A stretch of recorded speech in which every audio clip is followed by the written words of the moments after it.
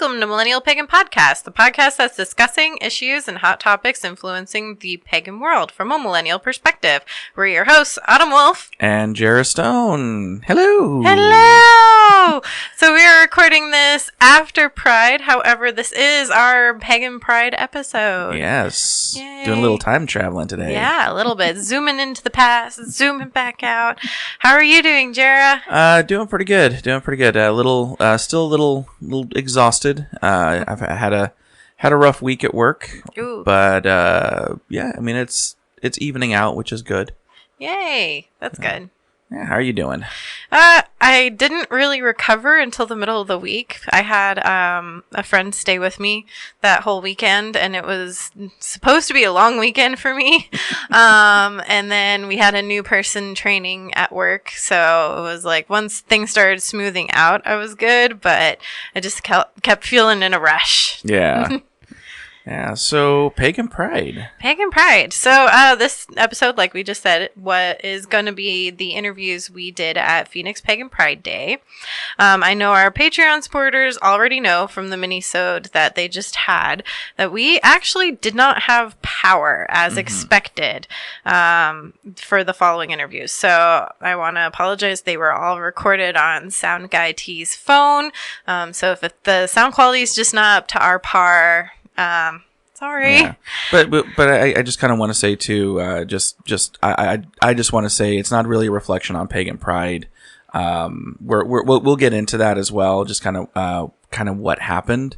Yeah, a lot of that you can hear on our Patreon mini-sode, but that wasn't Phoenix Pagan Pride's fault. Yeah. Necessarily. There was a miscommunication. So just as a reminder again, this was recorded on a cell phone, or all of the following interviews were recorded on a cell phone at a public event where children were playing, people were loud, and music was being played. Yeah. We also interviewed people who were performing at Pride this year. So that was the number one big thing. We interviewed the musicians. So you'll hear some familiar voices. You'll hear some pretty awesome and famous voices. And you'll hear, of course, a couple of new voices. Yeah.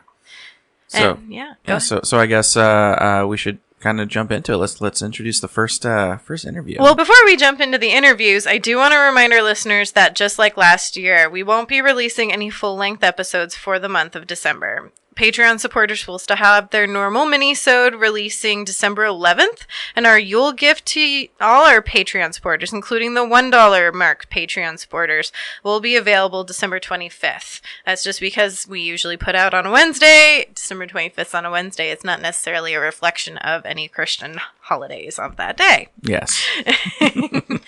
So the following interviews are going to be awesome. Yes. I really enjoyed the interviews that we had this time because it was a little out of the norm, actually not sitting behind the mic, sitting at the table at the booth.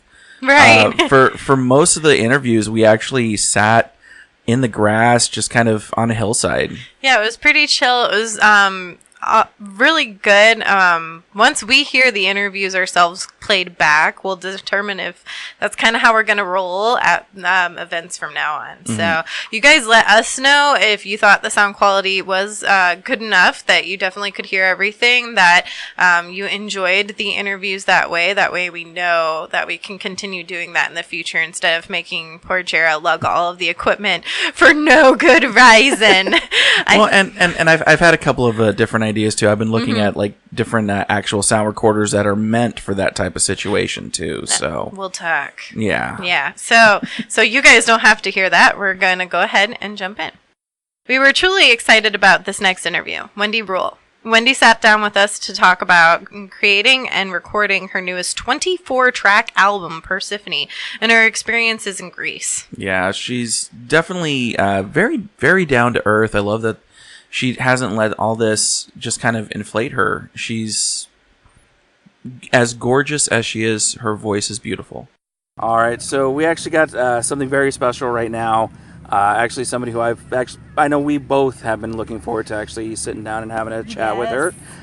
Miss Wendy Rule. Hello. Hello. It's a pleasure to be here. I believe a belated happy birthday is in order as Yes. well. Yes. It was my birthday on Samhain on October 31st. Wow. I turned the big 5-3. Well, congratulations. Wow. Yay. I'm excited, yeah. So we're sitting down with Wendy after you just completed or are touring for Persephone, one of your biggest albums. It's a 24-track album. Yeah. Is this your largest album? You bet it is. It's my first double album, and it was 13 years in the making, and I've been traveling back and forwards to Greece and doing a lot of research and doing a lot of ritual at the temples, and it's to me I'm proud of all of my albums, but there's something really special to me about this one. It's taken me just right to the heart of my spiritual journey. Right. Yeah. And now Persephone, the album is a bunch of obviously 24 songs about Persephone and the goddesses of this myth. And I read on your website you went through kind of a journey yourself where you got to live as these goddesses throughout writing this. Yeah, definitely. I mean, to me,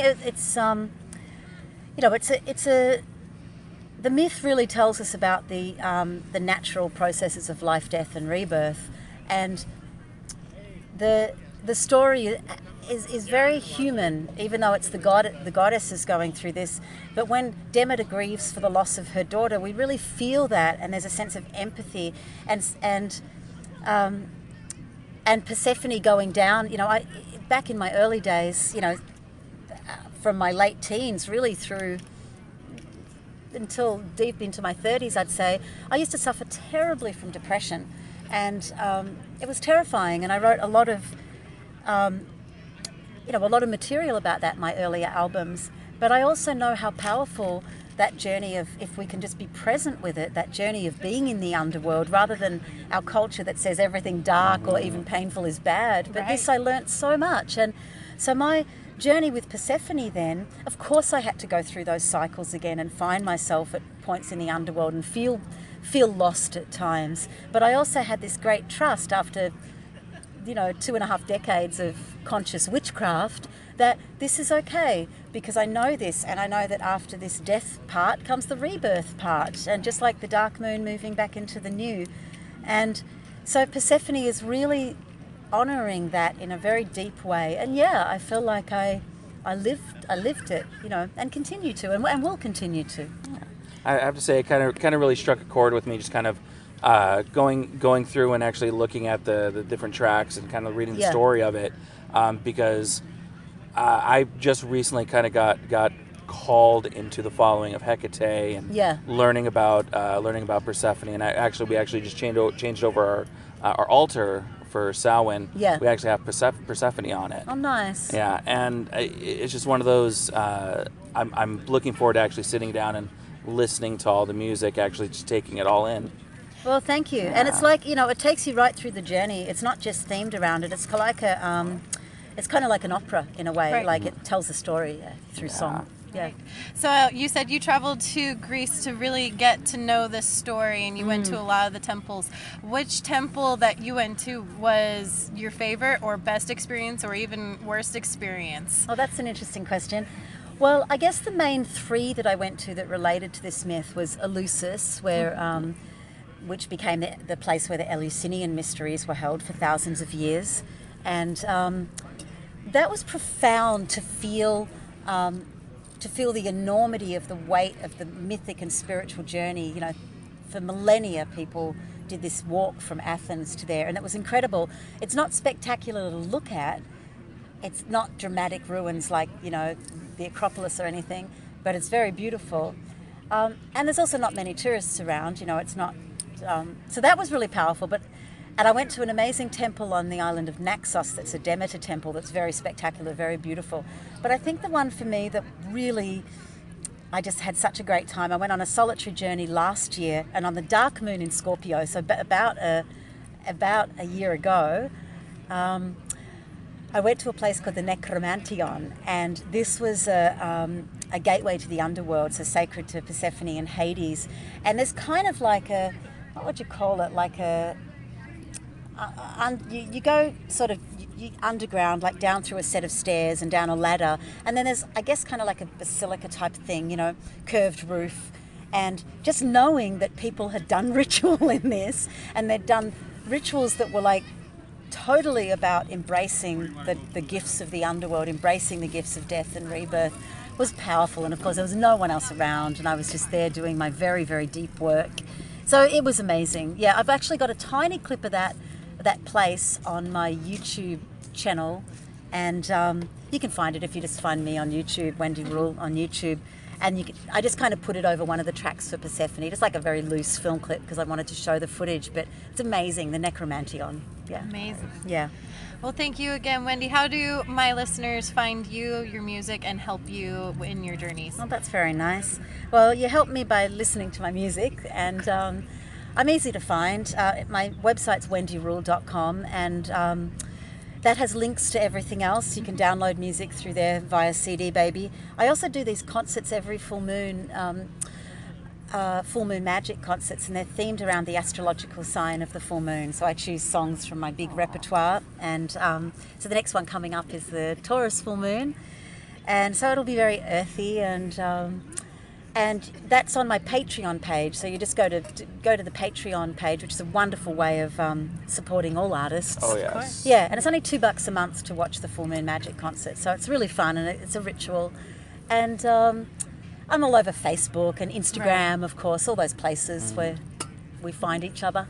Yeah. And I do have to say, you know, just from a musician to another, you have nice little flock of birds going there. Oh my goodness, they're so beautiful. They're coming.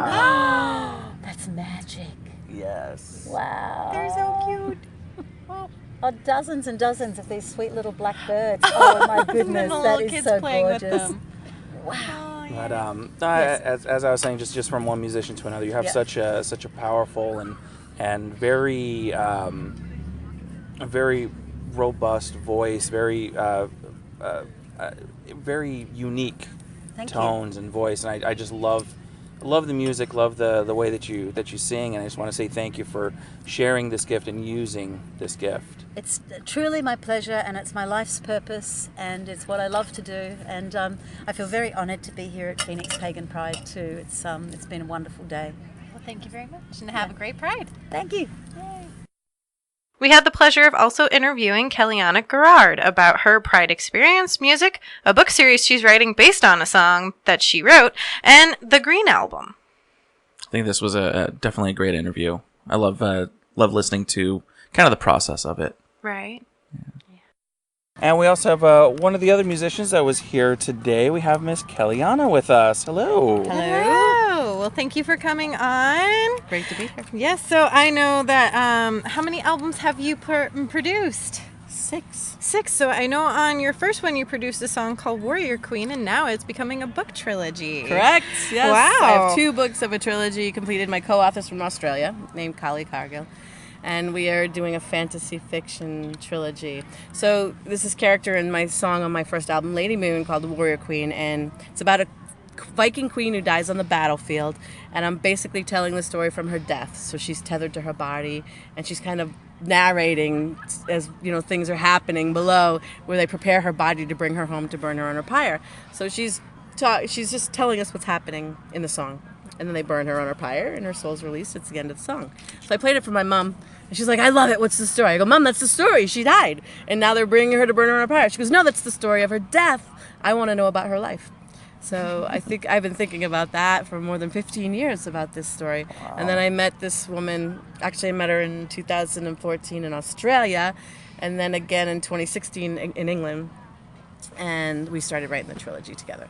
So we just finished the second book. It came out just several weeks ago, and we're already working on book 3 to wrap up the trilogy. Fantastic. Wow. And we had the distinct pleasure of being able to listen to you play acoustically that song. Right. We took over the front of your booth because it was the only place with shade. Well, it was thank nice. you for that. No, thank you. We got our front row seat to all of the entertainment. It was fantastic. Great. So are you enjoying yourself here at Phoenix Pagan Pride? Very much so. Awesome. I live in Massachusetts. It is cold. So we're in like fleece leggings and coats, and I come here. It's so beautiful. This is a good spring day for you. Yeah, it's beautiful here. So I also know that you were part of the Green album, which was a big musical undertaking for a lot of pagan musicians, and you probably know more about it than I do. We did this wonderful project spurred on by Tuatha Dea from Tennessee, where we all wrote a song from Mother Earth and made a compilation of it. And there's 14 artists from around the world. Wow. I know Dav the Bard's on it from England, and Spiral Rhythm from Atlanta, and then Australia's Spiral Dance. So it's like, and we just gathered all these people together, and every song on it is just drop dead awesome. Everybody had a different approach on how to do the project. It's a spectacular CD. Awesome. So your current CD, or your most recent CD, what is that called? And the most recent project I did was with Jana Green, who's a beautiful vocalist and harpist from Massachusetts. We were great friends for many years. And we did a project of Irish and Scottish traditional music, just the two vocal harmonies with the harp, and it is exquisite. It's one of my favorite things I've ever done. And our duo is called Lady Moon, because my first album has a song, Lady Moon, and Jana Green her first album has her own Lady Moon song. So we decided to call the duo Lady Moon, but our album is called Fairy's Love Song, and it is one of my favorite things I've ever done. It is a beautiful CD. That is so awesome. So where can my listeners find and support you? Everywhere. You can find, if you're you can download from iTunes and Amazon, and we're, I don't have all of my music on Spotify, but some of it's there.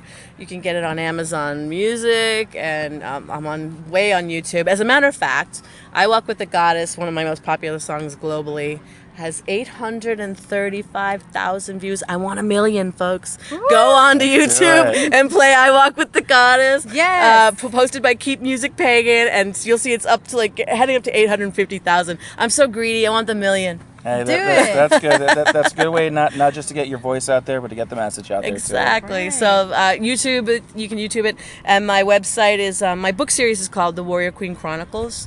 So we have a warriorqueenchronicles.com website, and that has all my CDs and all the books, and everything's on there. So there's multiple ways, and every platform. I'm on CD Baby and Reverb Nation. So. Bandcamp. Nice. If you can't find me, email me. I will help you get music. Awesome. Well, thank you so much. Thanks and have a fantastic Pride. Appreciate it. This interview was with Fourfifths of Far From Home. Try saying that 5 times fast. Now, when they were in studio with us, we had 3/5 of Far From Home. So we're getting closer to having the whole band. We talked with them not only about what they were doing at Pride, but also their newly released music video, House of the Rising Sun, which they talked about in the episode that they were on, episode number 30. And you can see that video on YouTube and Facebook and all sorts of other socials. And we're here with Fourfifths of Far From Home. Hi! Really? That was lame. What do we always do? We are Far From Home! I love it. We're slowly gonna get all of Far From Home on our show at some point, but we, are here at Pagan Pride, and we want to talk about, they just produced an amazing music video that looked so super awesome. Woo! So, how was the experience of recording your first music video? It was awesome. It was absolutely spectacular. And that's Tim, as you know, from our history episodes in the past, the last episode and our most recent coming out. It was a fun experience working with Look At Productions. They were fantastic and helped us out, got angles really good, and I enjoyed it. Puppies' noses. Yes, lots of tucking puppies' noses. Yes, there was a professional, boob tucker. Fluffer. I know it's called a fluffer. I wanted to say boob tucker. Come on. The video has some very serious issues that we touch upon, dealing with sex trafficking and things like that, abuse.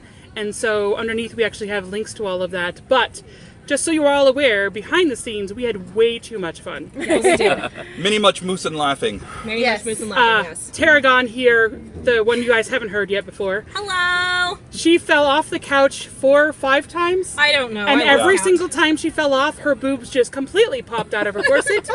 So we had a professional person to put her boobs back where they needed to The boob wrangler, yeah. Yeah. I wasn't complaining. No, I know you weren't complaining. So, Tim, how did it feel being the bad guy in the video? It's not unusual. It's not unusual for me to be a bad guy. No, I have done all kinds of the theatrical shows, like Sweeney Todd. I was Judge Turpin. I can see that. Yeah, in Ragtime, I was Willie Conklin, the racist. Who else was I? There was another one. The mayor. Yeah. The mayor. Yes. He wasn't a bad guy. You and I need to get together, and I'll do Sweeney, you do Turpin. We'll have to do let's Pretty Women. do this. Pretty Hell Women. yes. Yeah, Oh, man. I'm here for it. Pretty Women. So yeah, I'm used to taking on the villainous role, and it's not that difficult for me to slip into it because, I balance it out by being a nice guy the rest of the time. And the gorgeous little girl was y'all's daughter. How was that having her on set? She was amazing on set. She's a natural. She actually really loved learning about the camera. So Kevin was really patient with her and showed her exactly why he was doing things and how he was doing it, and she just watched and was asking about the process of everything. So you might have a little videographer here. She's always been that way. 4 years old, photographers would come over and she'd want some pictures, but then she'd go back and go, okay, how do we do all this? And then she'd watch photographers take pictures of other people. Well, and on top of that, she's always been, she had like one of those little leap pads that had a camera on it. So she would do little videos of her playing with her toys. Oh, that's so and cute. just like different camera angle pictures and everything. So Super cute. So I know that the song that was chosen was House of the Rising Sun. Yes. So I know that we were talking a little bit earlier. You said that this was kind of a bunch of research in the process of actually doing this song. I absolutely love the historical aspects of House of the Rising Sun. I've researched it for many years because it's one of my favorites. They're still not quite sure if it was actually a brothel or not, but they have evidence of the song itself going back into the mid-1800s. It's not an animal song like everybody thinks. They're fairly sure that the time signature, the rhythm of the song, was the animals doing in that 6/8, which is the same one we did it in.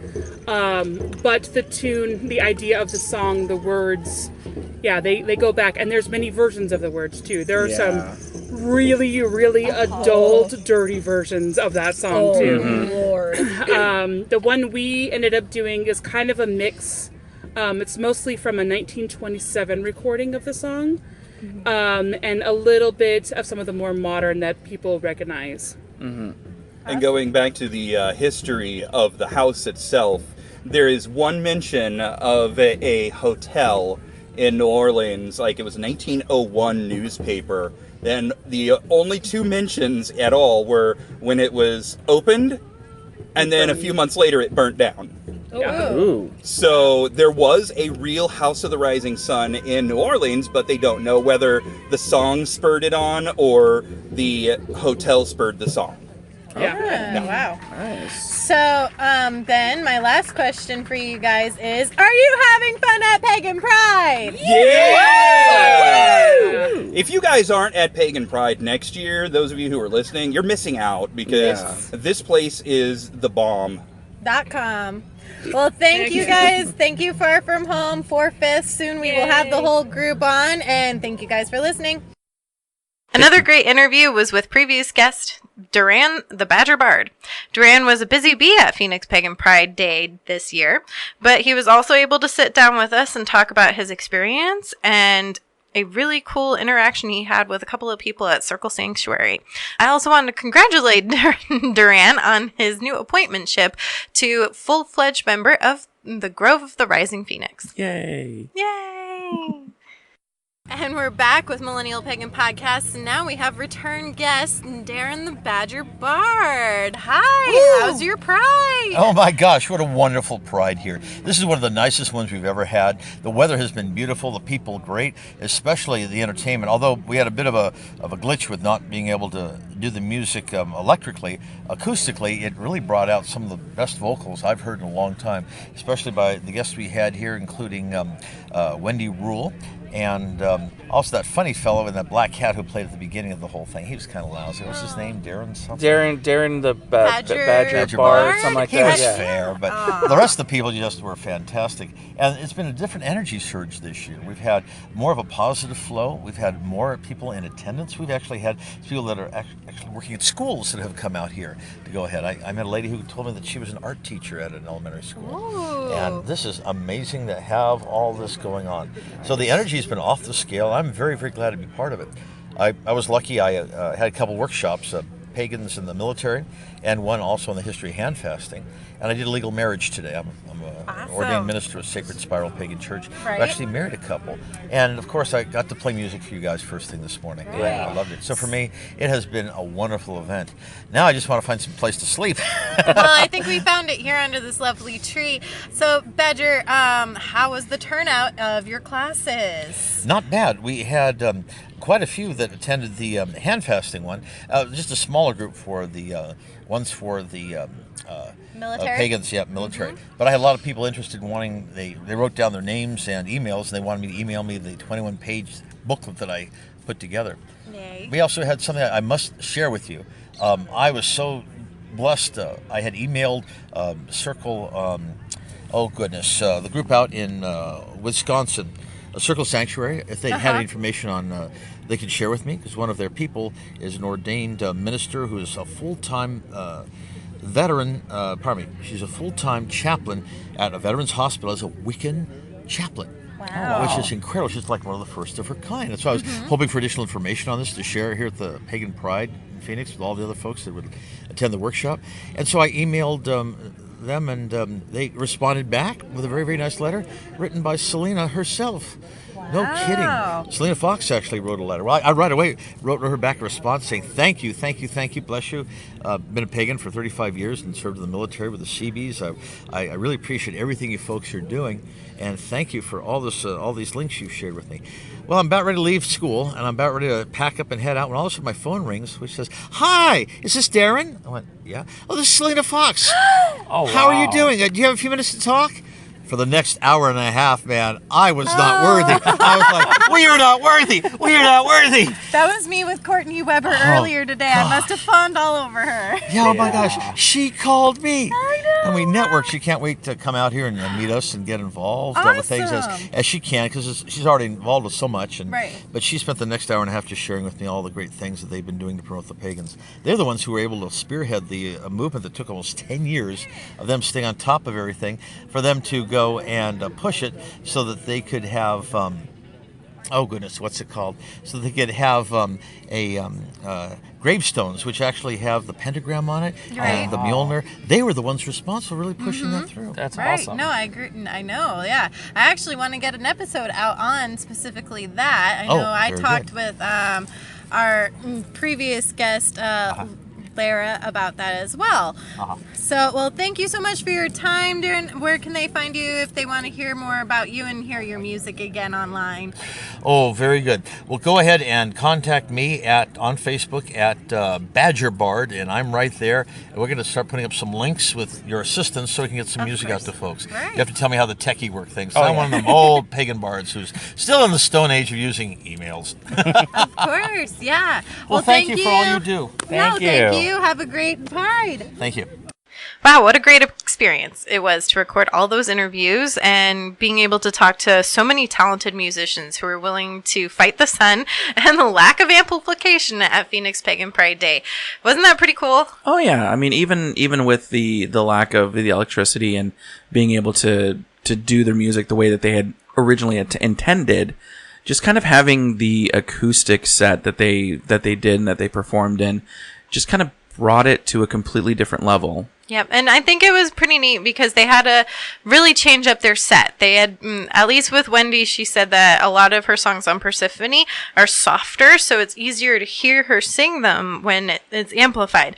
So she had to completely change what she was going to play, and it was neat watching her and her husband kind of like pick and choose. Hey, let's play this. Let's have that. I know singing in a park outside in the dry weather is not exactly the greatest experience, especially Kellyanna coming from Massachusetts. So she's used to a little bit damper, a little bit cooler weather. They ended up having to move the stage because it was in full sun. So we kind of got our front row seats to the whole thing. Which was kind of nice because now that there's a lot of pictures out there with our booth in the background. Right. So. I was like, free advertising. Thank you. Yes. So if you want to learn more about any of the talented people we talked to, we will be putting links to their websites or social medias in the show notes. Yeah.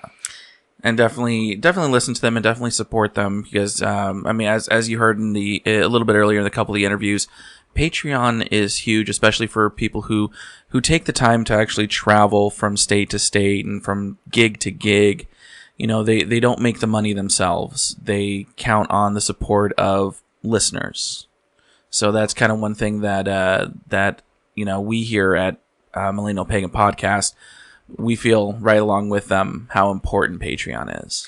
It really is. And how important it is to still buy CDs, to buy the shirts and the products. I actually got Wendy Rule's Persephone album tote because I can never have too many cloth totes for like notebooks and my water bottle when I'm coming here to record or just roaming around and I need something to throw something in that's light. It just makes it a lot easier. So definitely think about supporting them and of course supporting us. Yes. Speaking of which, we have a couple of people we want to thank. Since we are going dark, we're just going to go ahead. Everybody who has already became a Patreon supporter this month, we're going to give you your shout out now.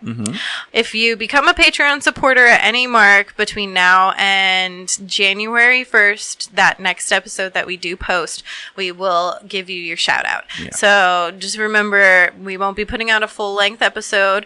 All supporters get our Yule gift, which is that big blooper episode, which I know T's been working really hard on. But we do really thank you.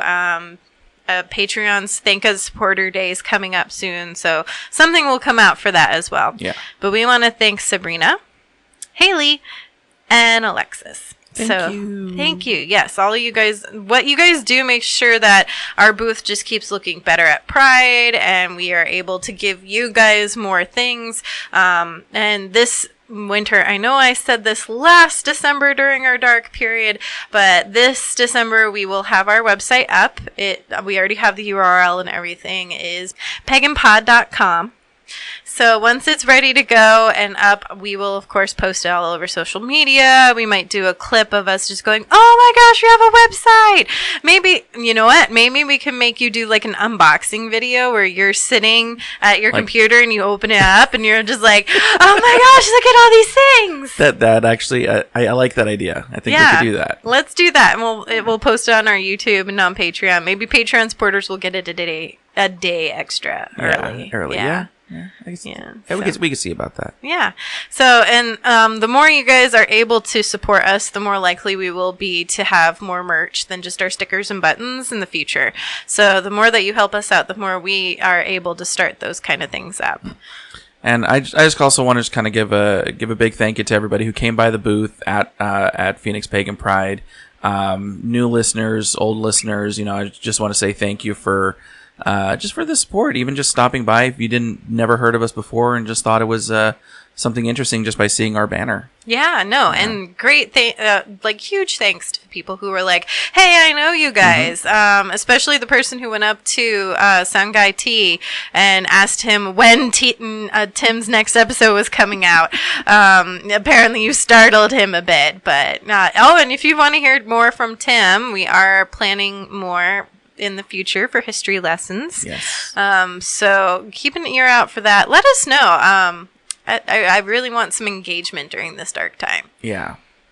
So, well, where can they find you, Jera? Of course, you guys know where to find me on Twitter at Jera Stone, and of course on my Instagram at Haggard _cosplay. __.